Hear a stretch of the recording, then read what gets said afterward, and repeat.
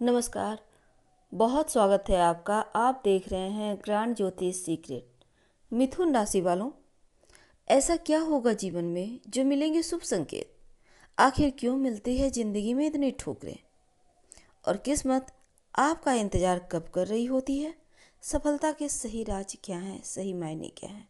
तमाम बातें आज हम आपसे साझा करेंगे। वीडियो की शुरुआत करते हैं और ये प्रेडिक्शन चंद्र राशि पर आधारित है। मीन राशि बुध देव की राशि है और आपकी जो रास्वामी है वो बुध है। अब बुध अगर आपके कुंडली में मजबूत हैं तो यकीन मानिए आपके इतना टैलेंटेड कोई हो ही नहीं सकता। लेकिन आपके स्वामी अगर कमज़ोर हो जाएं तो जीवन में लगता है जैसे कुछ भी आपके पास नहीं है, सब बेकार। लेकिन सवाल ये है, आप कैसे जानेंगे आपके राशि के स्वामी मजबूत हैं या नहीं है? तो उसके कुछ लक्षण होते हैं। आज हम आपको लक्षण बताएंगे, उससे भी आप जान सकेंगे कि आपके राशि के स्वामी आपके लिए कितना फेवरेबल है। तो बुध अशुभ होने की कुछ निशानियां होती है। आपके राशि के स्वामी जो बुध देव हैं, जैसे आपके सूंघने की शक्ति कमज़ोर हो जाएगी, आपकी बहन बुआ मौसी को कष्ट होगा, चेचक यानी फॉक्स होता है ना, चिकन पॉक्स, और मानसिक परेशानी, और आपका जीभ का टेस्ट खत्म हो जाना, दांतों की बीमारियां, या फिर आप इन चीज़ों से समझ सकते हैं कि आपका बुध गड़बड़ है, या फिर धड़कन तेज हो जाना। लेकिन इसके लिए आप क्या सावधानी रखें कि आपका बुध धीरे धीरे खुद ब खुद बेहतर हो? सबसे पहली बात तो घर में ना तो कोई भी पंछी पालें और ना ही बर्ड, बहुत आदमी चिड़िया पालता है ना, उसको नहीं पालना है। मछली भी मत पालिए। एक्वेरियम वगैरह घर में रखते हैं ना, बस वही। और मसालेदार भोजन कम कीजिए या फिर मत कीजिए। दरवाजे के पास मनी प्लांट तो भूल कर भी मत लगाइए, इससे भी बुद्ध कमज़ोर होता है। चमड़े की जैकेट मत पहनिए और हरे रंग का उपयोग भी मत कीजिए। छत पर बांस मत रखिए। अगर ऐसा आप करते हैं तो आपका बुध धीरे धीरे ठीक होने लगता है। लेकिन जैसे ही बुध ठीक हो जाएंगे, आपके राशि के स्वामी मजबूत होने लगेंगे, वैसे ही धीरे धीरे आपके जीवन में बदलाव आने लगता है। और यही बदलाव आपको जीवन में सही मायने में सफलता भी दिलाता है और सही मायने में आप तरक्की भी कर पाते हैं यहाँ से।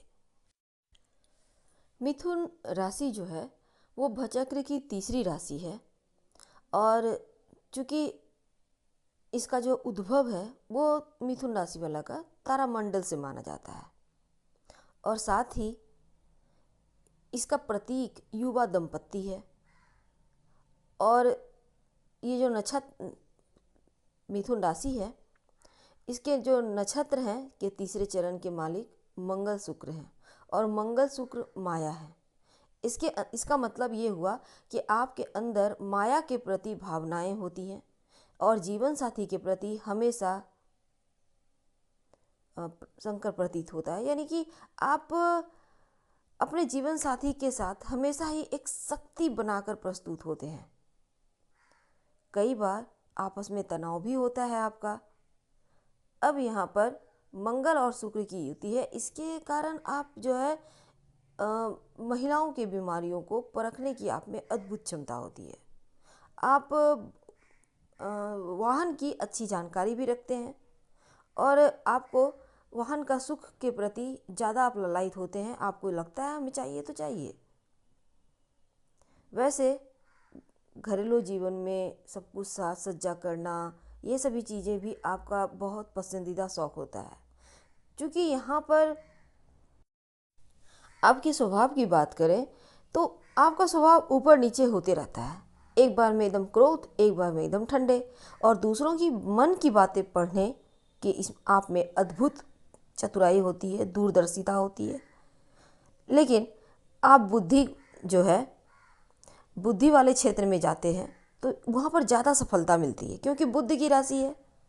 अब यहाँ पर आप कूटनीतिज्ञ भी होते हैं, राजनीतिक भी होते हैं, और ये जो एक खुशी है, हर कार्य को करने का जो जिज्ञासा है, खुशी है, इसी के कारण आप जल्दी सफल भी हो जाते हैं। तो मिथुन राशि वालों की तमाम खूबियाँ थी। अब हम चलिए आगे बढ़ते हैं और समझते हैं आखिर ज़िंदगी में ठोकरें खाने की वजह क्या है। देखिए, मिथुन वाले किस्मत के धनी होते हैं, क्योंकि किस्मत हमेशा ही इनके साथ होता है, लेकिन समय समय पर किस्मत जैसे लगता है इन्हें ठुकराता भी है, धोखा भी देता है।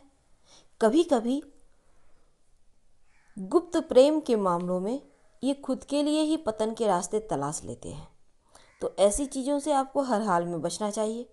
दूसरा, आपका यहाँ पर बहुत जल्दी जल्दी निर्णय ले लेना और एकाग्रता नहीं होना, एक ऐसे छोटे रास्ते को देखना पसंद करते हैं जो अनंत है, लेकिन आपके लिए वहाँ भी सफलता नहीं मिलती, क्योंकि जल्दबाजी में आपके अंदर जो काबिलियत है, जो गुण है चीज़ों को परखने की, वो भूल जाते हैं, और अक्सर यहीं पर आप मात खा जाते हैं।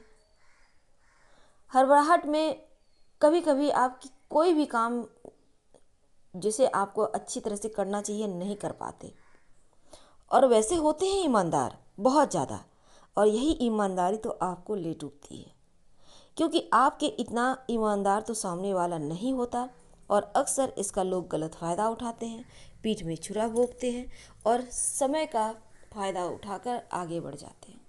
आप हैं कि वहीं रह जाते हैं। तो आपको भी इन चीज़ों से बचना होगा। लोगों की ज़्यादा हाईलाइट में ना आकर अपने काम से काम मतलब रखना होगा, तभी आप सफल हो सकते हैं। एक और समस्या है, कन्फ्यूज बड़े होते हैं, और इनकी कन्फ्यूजर ही इन्हें ले डूबती है, ज़िंदगी में ठोकरें खाने को विवश कर देती है। खासकर हमेशा ही दो रास्ते पर आके हाँ ना जैसी स्थिति होती है, करूँ ना करूँ, जाऊँ ना जाऊँ। अब यहाँ पर लापरवाह भी बहुत होते हैं, और यही लापरवाही, ये दुविधा इनको बहुत महंगी पड़ती है। इसके कारण आपको हानि भी उठानी पड़ती है, और आप अगर चाहते हैं इन सभी चीज़ों से बचें, तब क्या करें? तो किस्मत आपका इंतज़ार कैसे करेगी? आखिर आप क्या करें कि किस्मत का साथ हर हाल में आपको मिलना ही है, और सफलता के सही मायने क्या है? सबसे पहली बात तो जीवन में सफल होने के लिए हर कोई पैसे को दुगुना, चार गुना, छः गुना करना चाहता है। आपको भी लगता होगा पैसे का इन्वेस्टमेंट करें कि थोड़ा बढ़े। एक तो जल्दबाजी में कहीं भी पैसे इन्वेस्ट ना करें, मार्केट का रुख देखें, सोचे समझें फिर करें। किसी की बातों में आकर जल्दी निर्णय लेने से बचें, वरना लोग आपको बेमतलब ठोकर दिलाएंगे। बहुत बार होता है, लोगों को आप बता देते हैं इतने पैसे हैं, ये करना है, वो करना है, तब क्या करता है, जो आपसे जलने वाले हैं गलत राह बता देंगे, जाओ फंसो। तो ये चीज़ें आपको नहीं होने देनी है। और संडे के दिन यानी रविवार के दिन पैसों का इन्वेस्टमेंट कहीं भी ना करें, भूल कर भी ना। आपके लिए वैसे सोना, गेहूँ, चना, इन चीज़ों में निवेश करना अच्छा रहेगा, पैसे इन्वेस्ट करना अच्छा होगा। चाहे वो शेयर मार्केट में आप गोल्ड का कागज़ ही क्यों न ले, लेकिन सोच विचार कर, मार्केट का रुख देखे बिना मत कीजिए, नहीं तो लॉस लगेगा। दूसरी बात अगर हम किया करें तो अन्य लोगों की तरह आपके भी जीवन में संघर्ष होता है, आपको भी किस्मत का इंतज़ार होता है, लेकिन किस्मत का सिर्फ इंतज़ार करने से नहीं मिलता। किस्मत का साथ चाहिए तो हनुमान चालीसा का पाठ करें, शनिवार के दिन हनुमान जी की उपासना करें, क्योंकि आपके जीवन में ज़्यादातर करियर को लेकर संघर्ष होता है। आप हनुमान चालीसा तो पढ़ें ही, और अगर लगे आपको कि नहीं जीवन में तो कुछ है ही नहीं, सब कुछ गड़बड़, तब ऐसे में मंगलवार और शनिवार की शाम सुंदरकांड का पाठ करें, या तो अपने घर में ऑडियो ही चला दें। इससे घर में सकारात्मक ऊर्जाएं आती रहेगी और आपके जीवन में खुशियां सराबोर होगी। वैसे तो आपको धन अपने ही शर्तों पर चाहिए, क्योंकि आप धन कमाते भी हैं, लेकिन बचाना आपके लिए आसान नहीं होता। बहुत कंप्रोमाइज़ आप करते ही नहीं, इसलिए धन आए भी और बचे भी, दोनों ही चीज़ें आप चाहते हैं, तब इसके लिए भी आपको हनुमान जी के ही शरण में रहना होगा, क्योंकि यहाँ मंगल लगभग सब कुछ ही कंट्रोल करता है। और मंगल को मना कर रखिए, हनुमान जी को मना कर रखिए। और अगर आप चाहते हैं आपका पूरा जीवन खुशियों से सराबोर रहे, कभी भी जीवन में असफलता ना मिले, तब ऐसे में पारिवारिक जीवन बेहतर हो, आपके धन वाले पार्ट बेहतर हो, जीवन में खुशियाँ ही खुशियाँ हो, तब एक बात हमेशा याद रखिए, एक तो लाल रंग का प्रयोग बिल्कुल ना करें, भूल कर भी ना करें, लाल रंग के कपड़े वगैरह कोई भी चीज़ नहीं।